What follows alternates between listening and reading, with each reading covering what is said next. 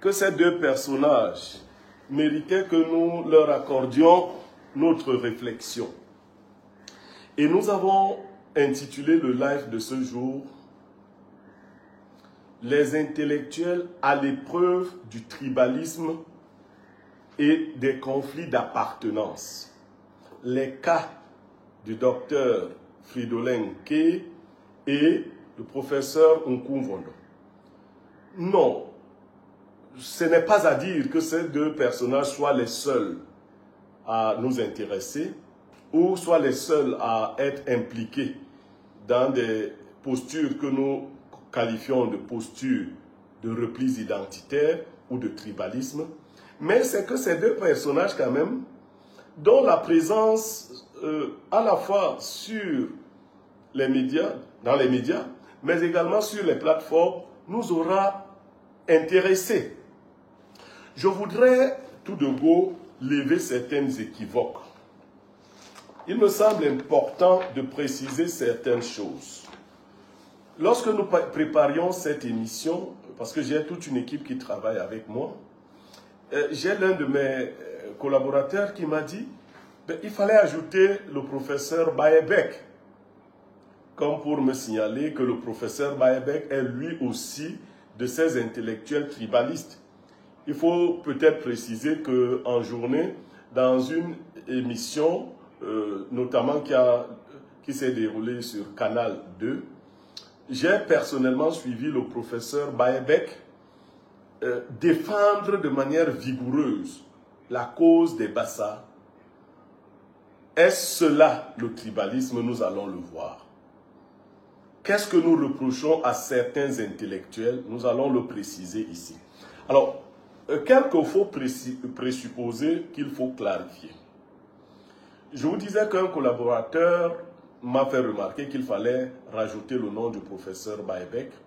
Je lui ai dit que ce n'était pas nécessaire et je vais m'expliquer au cours du débat. Mais je voudrais d'abord préciser quelques aspects. Parce que les deux intellectuels que nous avons choisis appartiennent à la même ère communautaire, c'est-à-dire l'ère Ekang-Beti, on peut être amené à penser que nous stigmatisons les Beti, que nous parlons de tribalisme uniquement en nous référant aux Beti. Loin s'en faut. Donc, la première clarification, c'est que je ne mets pas la tribu Beti ou Ekang en index comme étant le moteur du tribalisme au Cameroun. Non. Je ne le fais pas. Ni aujourd'hui, ni demain, je ne l'ai même pas fait hier.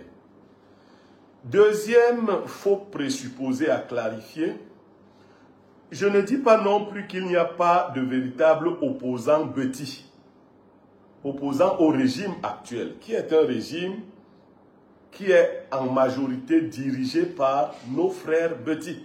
Je ne dis pas qu'il n'y a pas des Camerounais Beti qui s'opposent de manière sérieuse à ce régime. Je ne le dis pas non plus. Je pourrais citer des cas, mais pour le moment, limitons-nous à ce faux présupposé. Troisième faux présupposé. Je ne dis pas non plus que le régime actuel est tribaliste par définition. Non. Je ne prétends pas que le régime actuel, encore dirigé par M. Paul Biya, président de la République, est un régime tribaliste par définition. Je ne le dis pas. Ça ne fait pas partie de ma logique de cette affaire. Je ne dis pas que les Beti ne sont pas victimes, ça c'est le quatrième présupposé.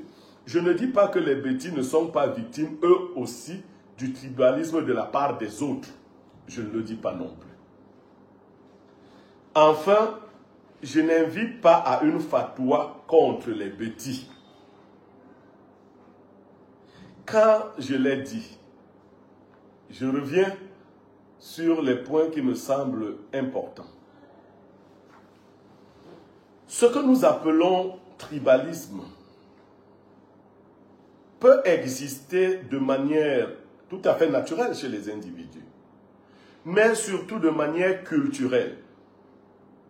Ce que nous allons mettre en index ici, c'est l'instrumentalisation politique de la tribu comme moyen de lutte. C'est l'instrumentalisation politique de la tribu comme moyen de lutte politique, évidemment. Et pourquoi nous nous arrêtons sur le cas des intellectuels? Nous nous arrêtons sur le cas des intellectuels parce que nous estimons qu'ils ont des outils pour ne pas céder à une forme de chantage émotionnel auquel pourrait facilement céder le commun des mortels. On peut prendre un kidam et lui agiter l'affection tribale et le gagner à une certaine cause. Mais l'intellectuel a quand même les outils qui lui permettent d'avoir un jugement plus équilibré. Nous avons assisté ces jours derniers à des revirements spectaculaires. Deux de ces revirements ont retenu notre attention.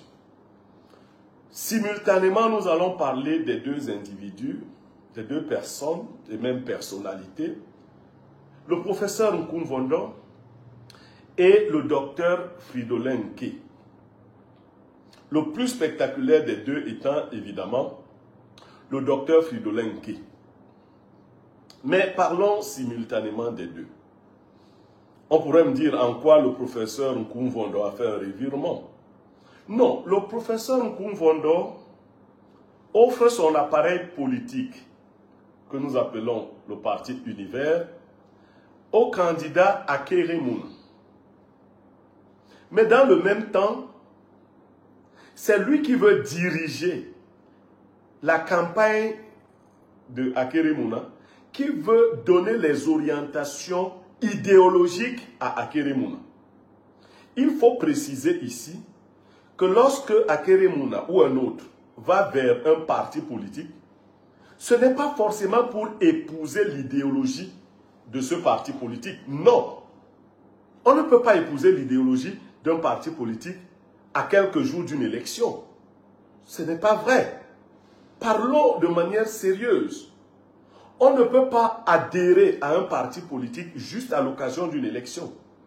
Mais ces personnalités utilisent cette technique pour contourner des écueils qui sont dressés sur leur voie par le parti au pouvoir, qui vous oblige, d'une part, à obtenir, si vous n'avez pas un parti politique ayant des élus, à obtenir 300 signatures de 30 personnalités bien définies par région. Sachant que ces personnalités, pour la plupart, sont rattachées d'une manière ou d'une autre au parti au pouvoir et qu'elles refuseront le moment venu de vous donner ces signatures. La voie de la candidature indépendante est donc une voie piégée. Il vous reste la voie des partis dits Yango, par un intellectuel camerounais pour ne pas le nommer, le professeur Mathias Eric Owonangini. Alors, vous allez donc prendre l'appareil politique d'un individu juste à l'occasion de l'élection présidentielle. Et il est probable que vous vous sépariez juste après cette élection.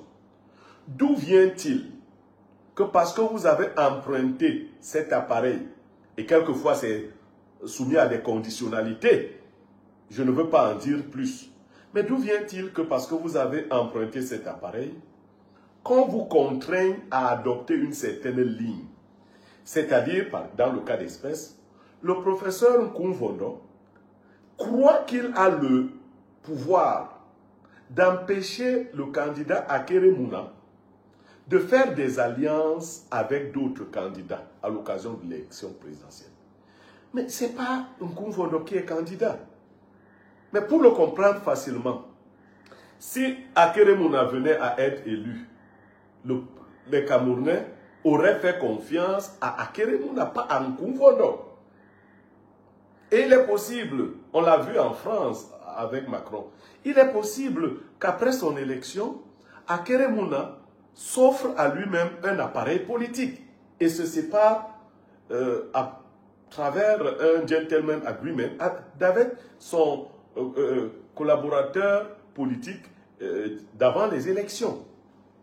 Non, je fais ce détour pour revenir à quelque chose. À la vérité, le professeur Nkumvondo est un infiltré de l'opposition qui sert certains intérêts et qui a pour rôle de capter certaines énergies pour les disperser le moment venu.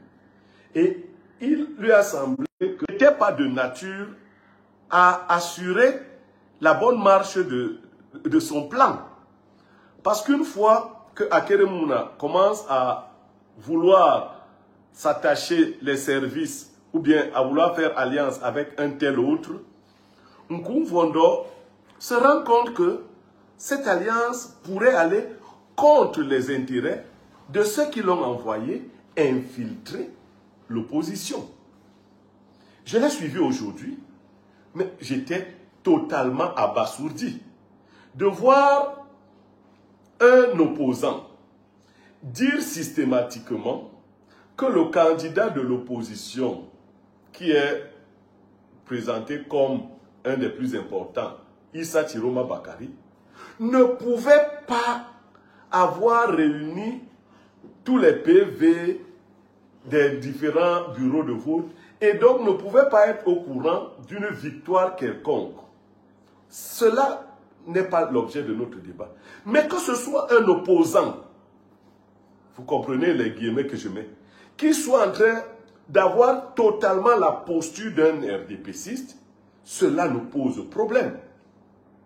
Mais à côté de ça, nous voyons bien une meute de personnes envoyées par le camp qui s'oppose à l'opposition, affirmer sans embâche que le candidat du parti au pouvoir a gagné l'élection. Et quand eux, ils l'affirment, ils ne sont menacés de rien. Non, que ce soit les hommes de médias ou d'autres. Vous avez d'ailleurs suivi la publication de certains résultats entre guillemets, des bureaux de vote par un homme de médias, qui donnait systématiquement 100% au candidat Paul Biya dans tous les bureaux de vote d'une certaine circonscription. Mais toute honte but, cela n'a offusqué personne. Ce qui est inacceptable, c'est qu'un candidat de l'opposition fasse pareil. C'est-à-dire, si vous avez 100% partout, vous avez gagné, vous n'avez plus besoin de le dire verbalement. Encore qu'aujourd'hui, moi j'ai suivi des représentants du RDPC sur les plateaux dire que le président Paul Biya a gagné l'élection. D'ailleurs, l'un d'entre eux, un homme de médias, a dit que pour éviter tout conflit après les élections, nous devrons nous soumettre au verdict prononcé par le Conseil constitutionnel. Et il est allé plus loin en précisant qu'à cette date-là, le Conseil constitutionnel dira que Paul Biya a gagné l'élection de 2025 et que cela sera légal. Toute autre discussion qui viendrait après sera illégale.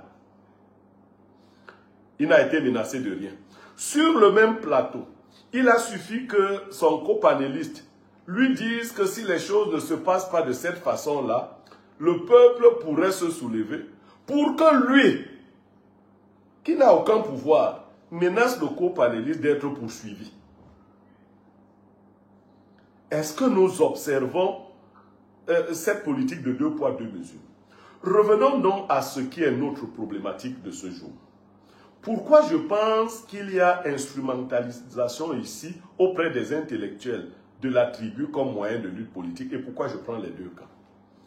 Vous savez, il existe un discours kobold que ceux qui sont en difficulté prêchent souvent.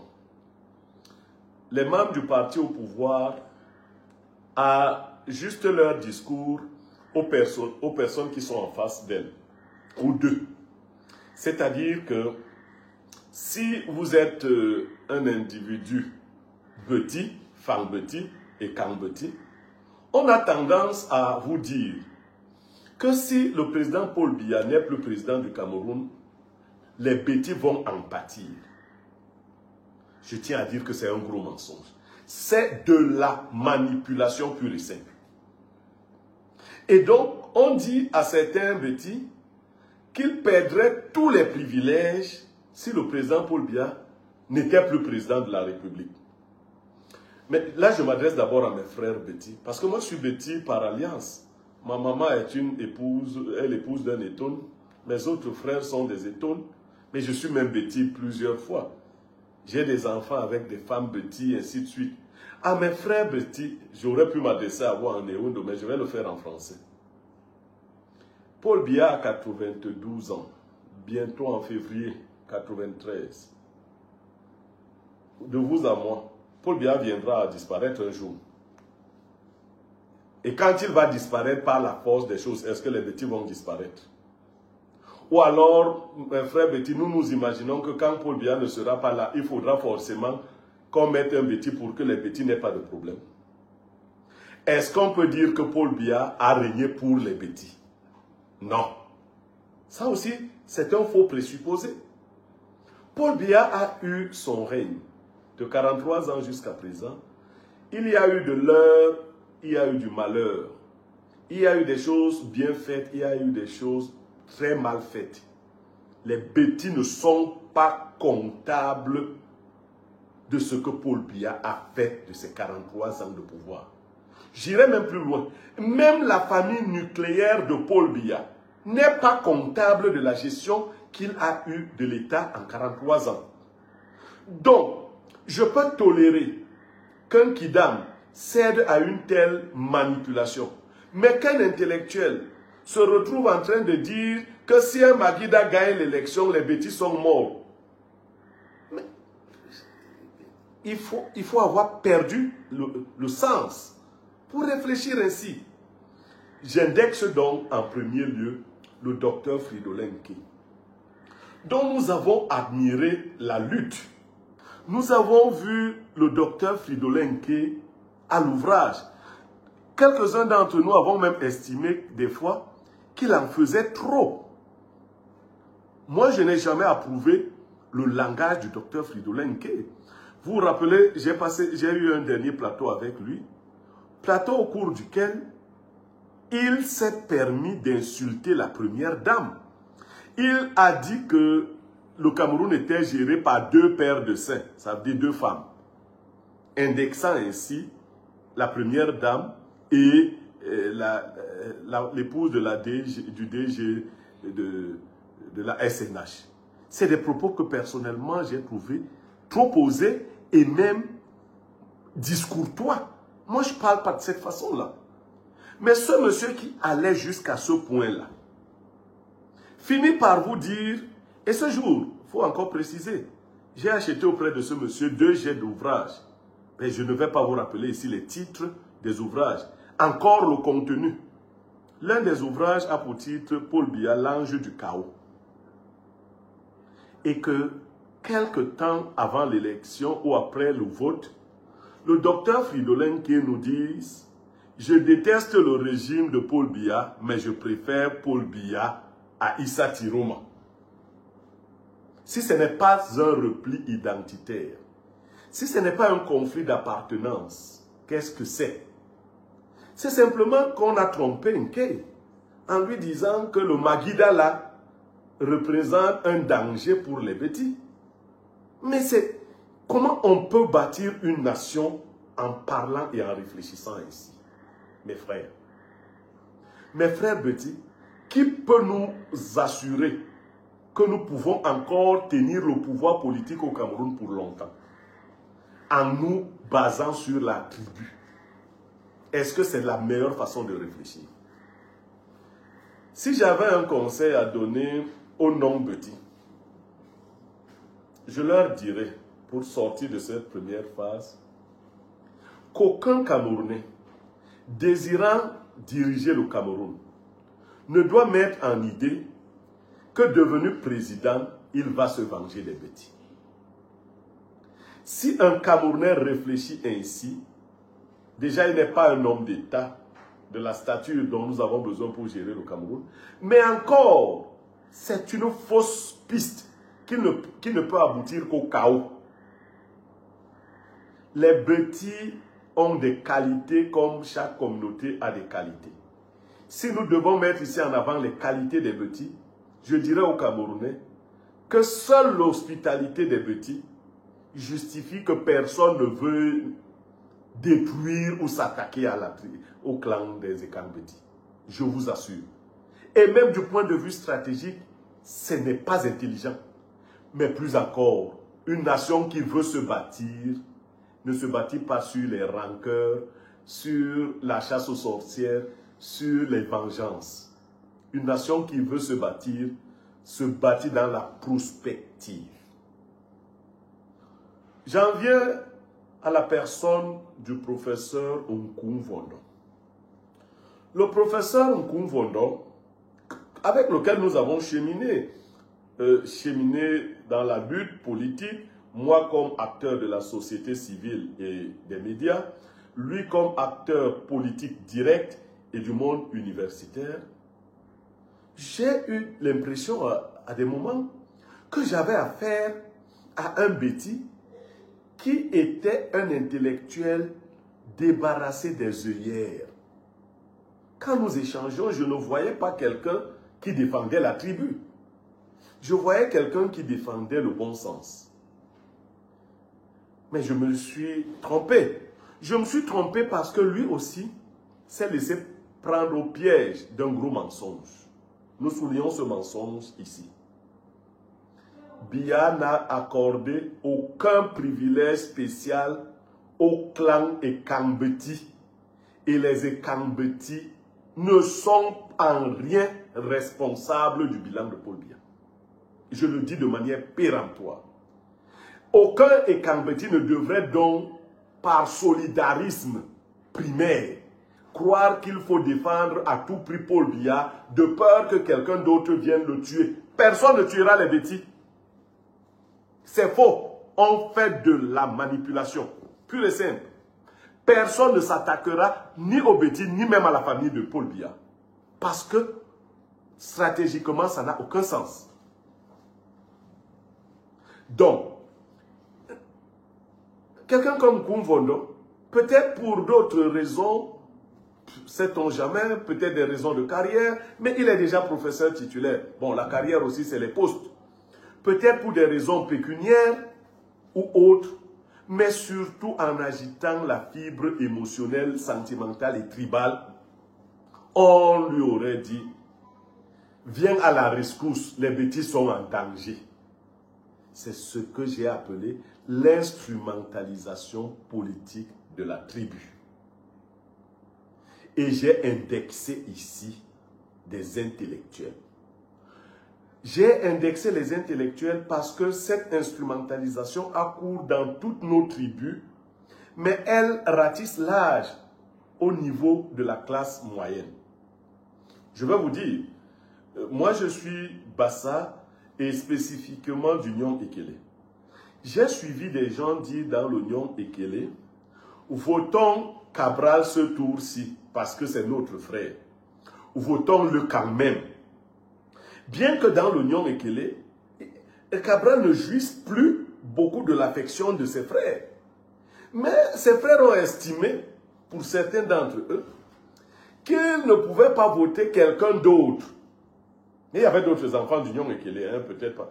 Docteur Bouga est aussi du Nyong Ekele. Ils ont jeté leur dévolu sur Cabral comme étant leur fils représentatif. Ce qui veut dire que ce que je disais des Beti, voilà comment ça s'est manifesté aussi dans la communauté Bassa. Mais je n'ai pas vu d'intellectuels Bassa d'un certain niveau dire que si on ne vote pas Cabral, les Bassa sont perdus. Je ne dis pas que les intellectuels Bassa ne le feraient pas. Au contraire, ils le feraient. Dans quelles conditions? Les intellectuels Bassa le feraient si Cabral était déjà président et que ces intellectuels aspiraient à leur propre compte à jouir de l'État. Ils viendraient donc manipuler le peuple en disant que le seul qui peut nous sauver, c'est Cabral. Mais voyez l'inanité, l'absurdité du tribalisme. Quand la ministre Ketia Courtès va défendre le RDPC dans le Ndé à Balanté. Qu'est-ce qu'elle dit là-bas? Quand la sénatrice Mami Nyanga va défendre le RDPC à l'ouest chez elle, qu'est-ce qu'elle dit là-bas? Peut-elle aller tenir le même discours que son frère du RDPC, frère entre guillemets, du sud, des Boloba de Sangmelima? C'est-à-dire aller dire aux populations de l'ouest, votez Biya parce que c'est un bêtis? Non. Vous voyez donc que quand Kecha ou Mami Nyanga iront faire la campagne chez eux, chez elles, le discours va s'adapter à ce qu'on a en face. Quand on va leur dire que mais pourquoi nous devons voter un bêtis, elles vont dire aux populations, non, vous ne votez pas un bêtis, vous votez un Camerounais qui peut bien diriger tous les Camerounais. Pourquoi quand le représentant du candidat Paul Biya se retrouve dans le sud, le centre ou l'est, il se croit obligé de dire aux populations de là-bas de voter Paul Biya parce qu'il est bêtis et quelque chose arriverait au bêtis? S'il y a donc risque que quelque chose arrive au petit, si Paul Biya n'est plus là, les autres tribus seraient en légitimité de penser que si Paul Biya continue d'être là, elles sont en danger, notamment les Magida comme vous les appelez. Mais les Magida peuvent aussi dire que parce que Tiroma a très mal challengé Biya, s'il ne venait pas à être installé comme chef d'État, les Magira subiraient les petits par la personne de Paul Biya. Et si les Magida refusent donc de subir Paul Biya, qu'est-ce qu'on fait? Je crois que ce pays aura besoin, à un moment donné, des médiateurs de la République. C'est-à-dire des hommes dont la rectitude morale ne souffre d'aucun doute. Qui soient capables de réconcilier le peuple demain. Parce que nous sommes en train de créer de profondes blessures dans l'harmonie de ce peuple. En instrumentalisant la tribu à la manière vénale dont on l'observe, nous creusons des plaies à l'intérieur des plaies existantes. Si nous aspirons au changement, ce qui est légitime, nous devons dans le même temps avoir l'humilité de reconnaître que nous sommes un jeune État et que la construction de cet État demande beaucoup de retenue, à la fois dans les paroles et dans les actions, dans les attitudes, dans les sentiments et dans les émotions. Et les intellectuels doivent jouer un rôle de surplomb. Ils ne doivent pas descendre si bas. Docteur Fridolin, que je le dis de manière péremptoire, a agi de manière nombriliste, identitaire et irrédentiste. Allez le lui dire comme ça. Il y a un aspect que j'aurais dû évoquer au début de ce live, mais que je vais me permettre d'évoquer. Il nous revient tout le temps que ceux qui soutiennent les candidats de l'opposition, et notamment le candidat Issa Tiroma, doivent faire attention. Je veux dire ici que je ne crois pas que ce soit le président Paul Biya, président sortant et candidat, qui envoie les gens menacer les gens. Vous avez déjà suffisamment de personnes et de personnalités représentatives qui disent beaucoup de bien, même en mentant, du RDPC. Vous n'avez pas besoin d'inféoder tout le monde à votre parti. C'est aussi ça, la démocratie. Votre champion a dit qu'il aimerait qu'on garde de lui, que c'est lui qui nous a laissé la démocratie et la prospérité. La prospérité, il n'y en a pas du tout. La démocratie, si vous nous l'enlevez aussi totalement, même au niveau de la parole, vous aurez détesté ce monsieur à tel point qu'il ne nous aura rien laissé. Ce n'est pas Paul Biya qui vous envoie intimider les gens, menacer de tuer les gens, menacer d'embastiller les gens. Et donc, moi, je passe là un message clair à ceux qui essayent de me menacer. J'essaie de vous dire que le discours qui est le mien n'est pas un discours séparatiste. C'est un discours de conviction. Et dans cette conviction-là, mon intime conviction est que votre candidat n'est pas le mieux placé pour gérer le Cameroun. Maintenant, vous avez des gens qui estiment que votre candidat est le mieux placé pour gérer ce pays. C'est aussi leur liberté de penser ainsi. Mais nous sommes dans ce que nous voulons appeler état de droit. Nous sommes dans ce que nous voulons appeler état de droit. Et si c'est dans un état de droit, j'ai le sentiment que les gens de YouTube ne nous suivent plus parce que là, il faut vérifier. Donc, si nous sommes dans un état de droit, il est important que chacun s'en tienne à ses convictions et il respecte celles de l'autre. Nous ne devons faire ni dans l'injure, ni dans les menaces, ni dans les intimidations et autres, ni dans la tuerie. Pourquoi devons-nous en arriver là? C'était un petit point à résoudre. Maintenant, il y a le dernier pan de l'analyse qui est la mienne. Comment assurer la paix au Cameroun après ces élections? Cette question me semble de la plus grande importance.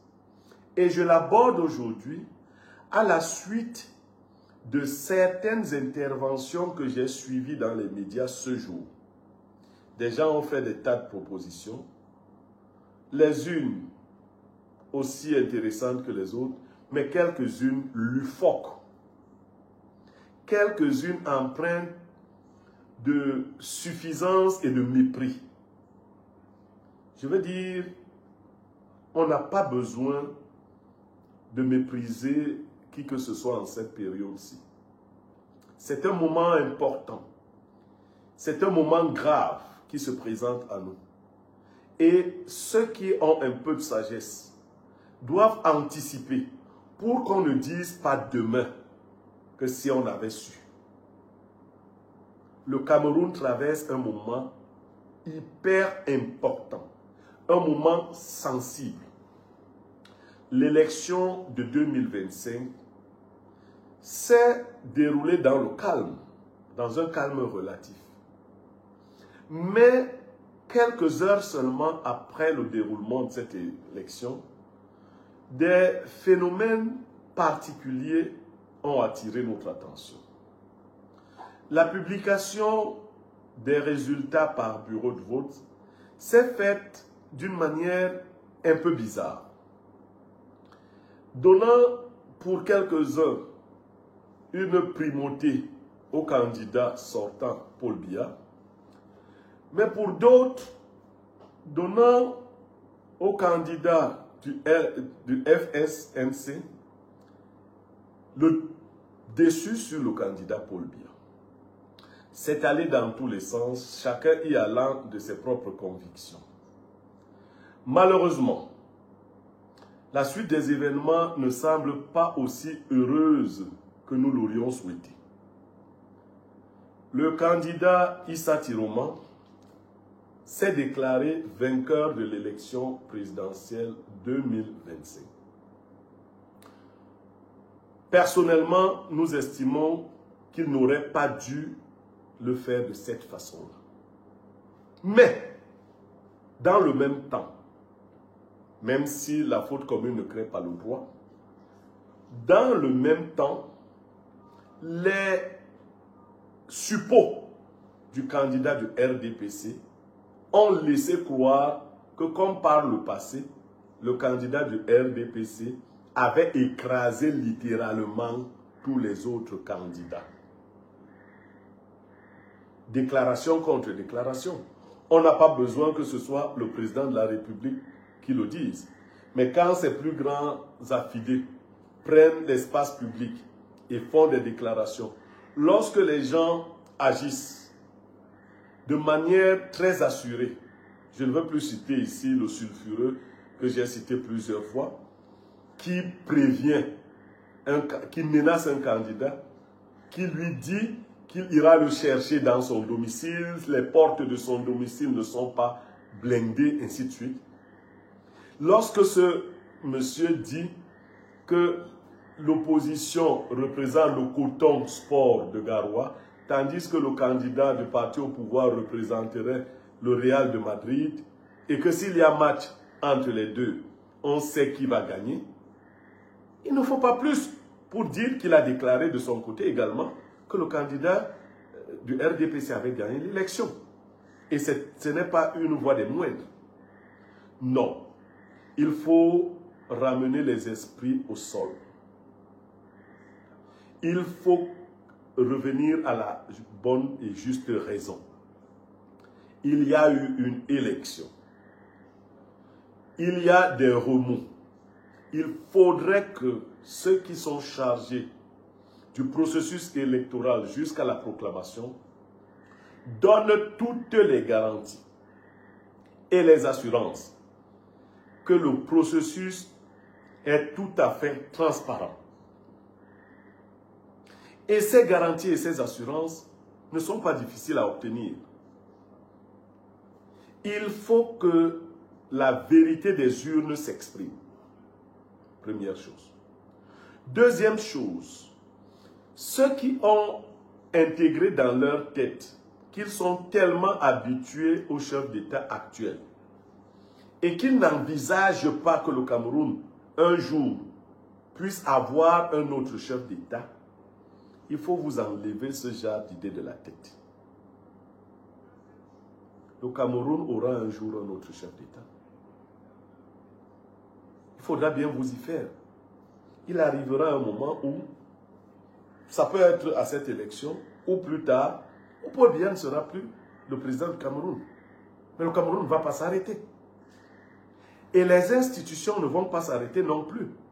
Parce que j'ai aussi entendu dans un élan de mépris, les gens, et d'ailleurs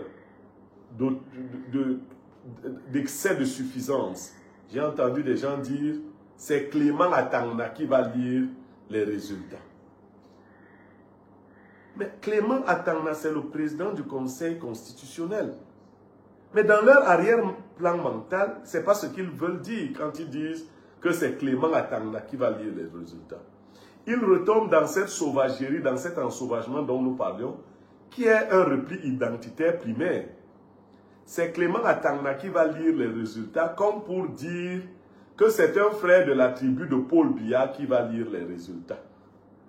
Donc, même si les urnes ont dit que Paul Biya a perdu l'élection, Clément Atangna, lui, pourrait venir dire que Paul Biya les a gagnés.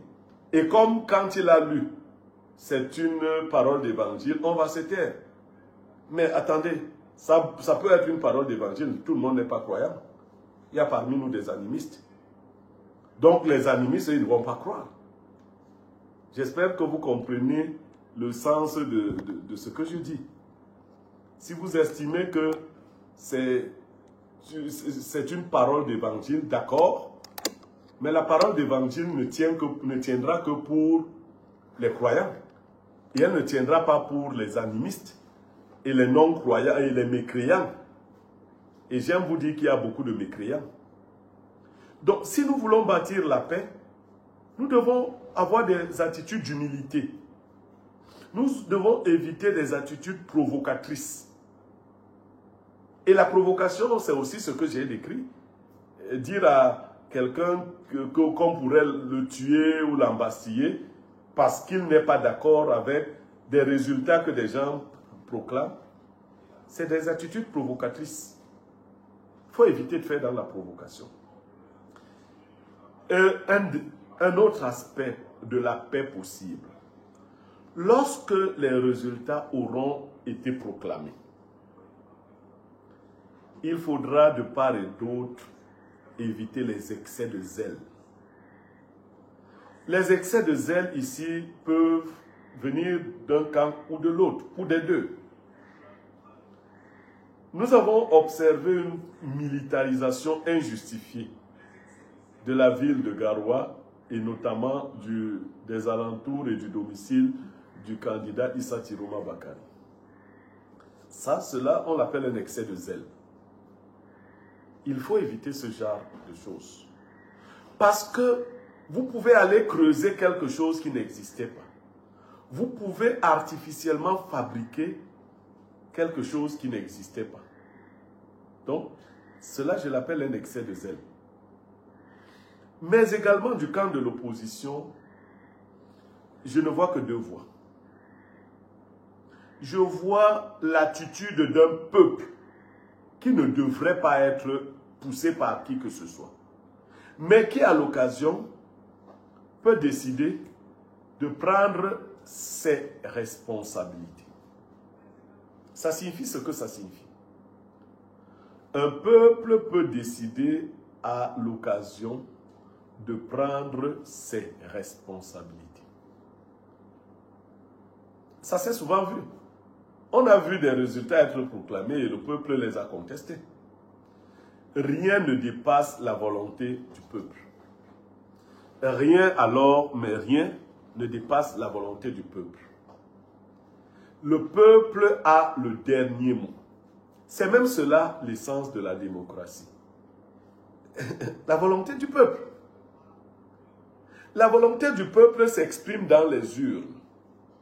Et les urnes, lorsqu'on les a ouvertes, doivent traduire de manière claire cette volonté du peuple. Si le peuple a le sentiment que ce qu'on lui dit ne reflète pas ce qu'il a posé comme action, alors le peuple peut poser de nouvelles actions. Cela s'est souvent vu. Et le dire n'est pas le souhaiter. C'est une description, c'est une analyse. Est-ce que vous voulez que nous soyons dans le trou pour que vous commenciez à nous demander des conseils? Parce qu'aujourd'hui, les gens, il y en a qui sont très sûrs de ce qui va se passer. Moi, je fais partie des gens qui, humblement, avouent ne pas savoir ce qui va se passer, ce qui pourrait se passer. Mais j'essaie d'analyser plusieurs perspectives, plusieurs hypothèses. Je dis, si des gens s'apprêteraient à ne pas accomplir la volonté du peuple, qu'ils fassent attention. Parce que le peuple pourrait leur dire non. Ce peuple qui a agi. Maintenant, si la volonté du peuple est de reconduire M. Paul Biya, le peuple qui l'a choisi va se manifester de cette façon-là aussi, pour dire que c'est le candidat Paul Biya. Donc vous voyez que dans mon approche, je n'exclus aucune possibilité. Je n'exclus pas la possibilité miraculeuse, c'est vrai, que Paul Biya soit reconduit, soit élu président pour un 8e mandat. Mais j'intègre aussi la possibilité que le candidat le mieux placé de l'opposition, Issa Tiroma Bakari, puisse être déclaré par le Conseil constitutionnel, qui n'est pas un organe assujetti à la personne de Paul Biya, mais qui est une institution du Cameroun, puisse être déclaré vainqueur de l'élection présidentielle 2025, si tel est le cas. Dans les deux cas, chaque camp est tenu par quelqu'un. Le camp de Paul Biya est tenu par les pontes du régime et tous les affidés et tous les turiféraires et tous ceux qui tirent avantage grossier du régime actuel. Pour eux, laisser Paul Biya partir, c'est signer leur propre arrêt de mort. Parce qu'ils s'imaginent très mal comment ils pourraient continuer, pour certains, dans la gabégie dans laquelle ils sont plongés, pour d'autres, les excès de pouvoir, les abus d'autorité, ainsi de suite. Mais il faut les rassurer. Après Paul Biya, le Cameroun va continuer. Paul Biya ne s'en ira pas avec le Cameroun. Après Paul Biya, le Cameroun continuera. Maintenant, Issa Tiroma Bakari est aussi tenu par ce que je pourrais appeler la plèbe. C'est-à-dire les gens qui n'ont pas de grande position, pour la plupart, les victimes résignées du régime, des personnalités dont la figure a été ternie, ainsi de suite. Toute cette plèbe aussi lui dit que tu es obligé d'aller jusqu'au bout. Aller jusqu'au bout, c'est que si tu gagnes cette élection, que tu en revendiques la victoire. Et Issa Tiroma aussi se sent donc motivé par cette énergie qui lui vient de la plèbe. Dans les deux camps, les tensions montent. Et les tensions sont perceptibles. Elles sont évidentes. Il faut des hommes modérés dont le discours nous évite le chaos. Aucun camp n'est assuré de la victoire. Je ne vais pas parler de la victoire électorale, de la victoire sur un autre camp. L'homme était allé laver le chien à la rivière, le chien a lavé l'homme. Aucun camp n'est assuré d'une quelconque victoire. L'amour de cette nation doit nous pousser à placer les intérêts du peuple au-dessus de nos intérêts propres. Si Issa Tiroma Bakari venait à perdre cette élection, il devrait convaincre la plèbe à accepter sa défaite et à s'aligner pour les 7 années qui arrivent, le temps qu'on se prépare mieux. Voilà ma position. Mais si Issa Tiroma viendrait également à gagner cette élection, le président sortant devrait convaincre ses suppôts à accepter qu'ils ont été là le temps qu'ils ont été là. Ils ont fait ce qu'ils ont pu, mais que le destin du pays était confié à un autre fils de ce pays. En fin de compte, les frères Betty ne sont en rien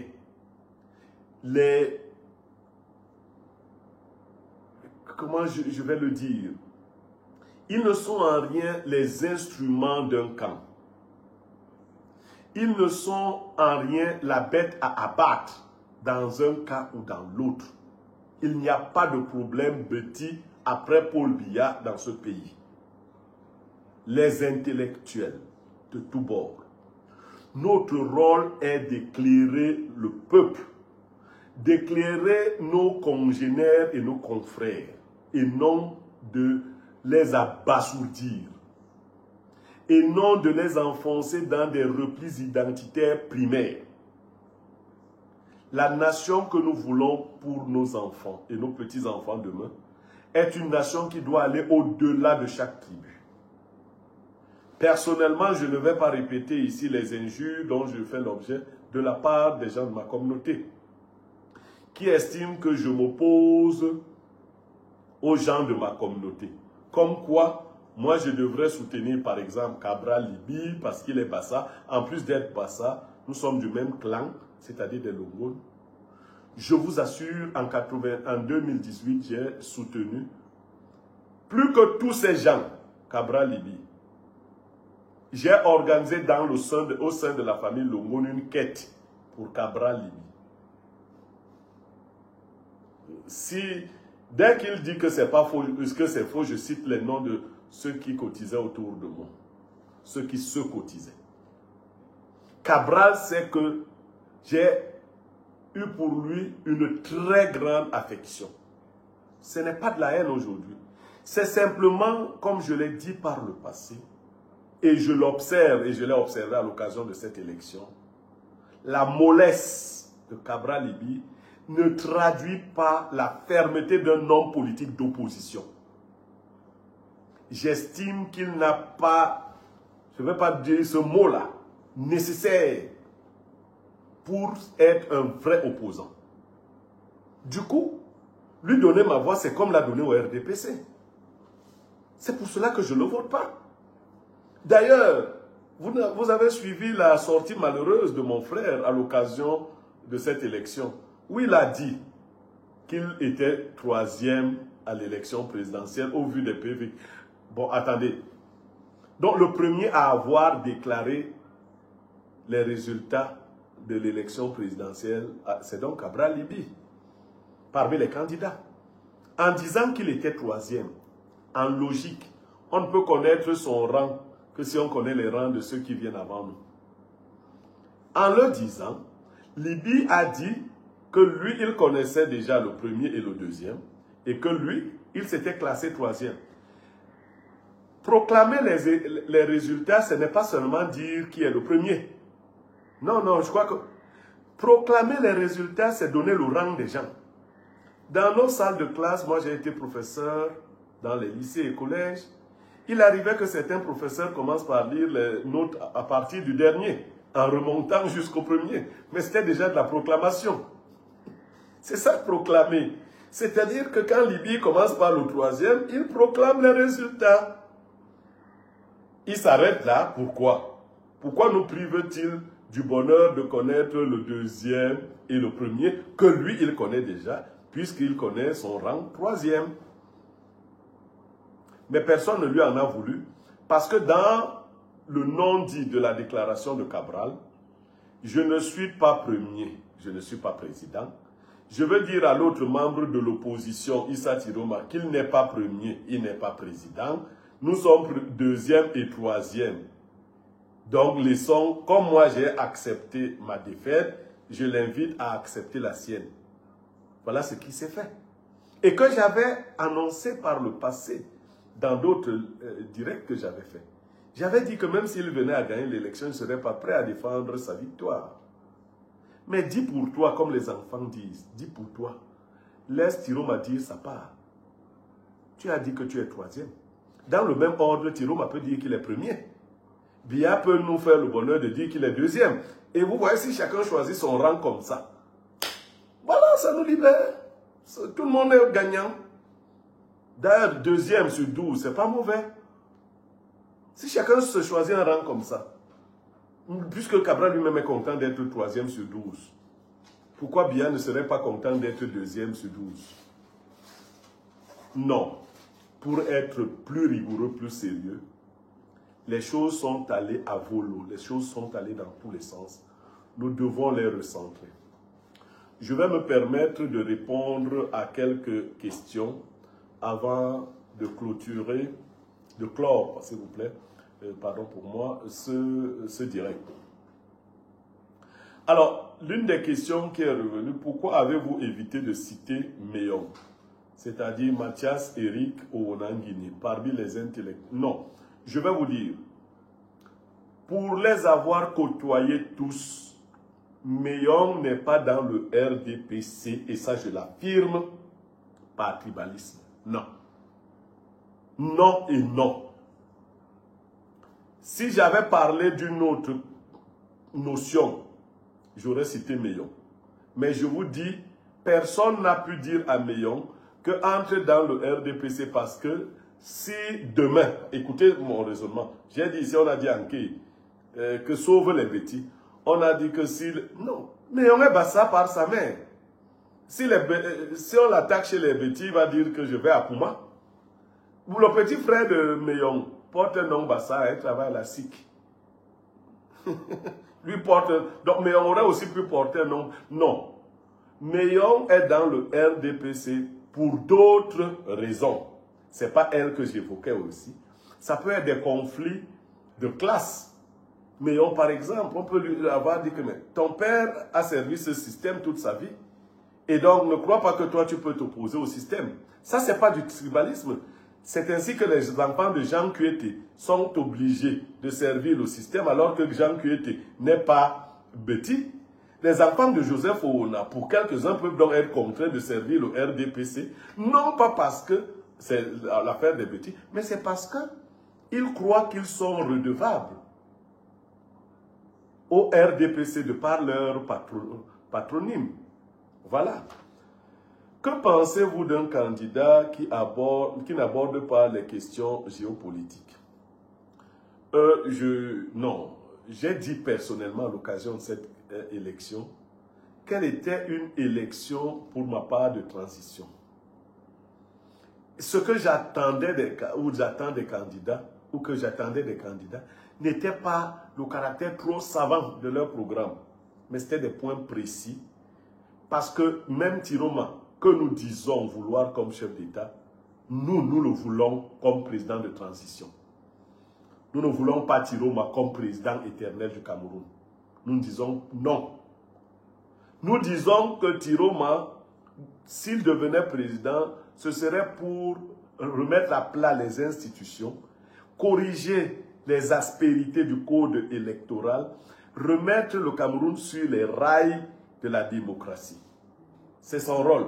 Maintenant, des manipulations du genre, il est allé s'affilier à la France et tout. Bon, je ne vais pas rentrer dans ça. Tu vois Clément, troisième question, tu vois Clément Atangana proclamer ITV vainqueur, si c'était le cas. Je n'ai pas besoin de voir Clément Atangana. J'ai besoin que Clément Atangana fasse son travail. Je souhaite que si Issa Tiroma est le candidat vainqueur, que Clément Atangana, président du Conseil constitutionnel, dise que Issa Tiroma est vainqueur. C'est tout. Ce n'est pas un souhait. C'est ce qu'il devrait faire si c'est le cas. Maintenant, s'il ne le fait pas, j'ai répondu à la question. Il peut dire autre chose. Et les gens qui entendent cette autre chose refusent d'entendre. Nous pouvons refuser d'entendre ce qu'il a dit. Il dit, et on dit qu'on n'entend pas ça comme ça. C'est ce que j'ai dit. Donc, et dans tous ces cas de figure, il faut mettre en avant l'humilité. Il faut se départir de cette suffisance arrogante qui commence à nous inquiéter quand même. Donc, nous sommes parvenus au terme de notre direct. Merci de nous avoir suivis. Je vous remercie particulièrement pour votre fidélité, en dépit des petits couacs qu'il y a eu. Je vous invite tout particulièrement à vous abonner massivement sur ma chaîne YouTube, Pierre Blériot Niemek officiel.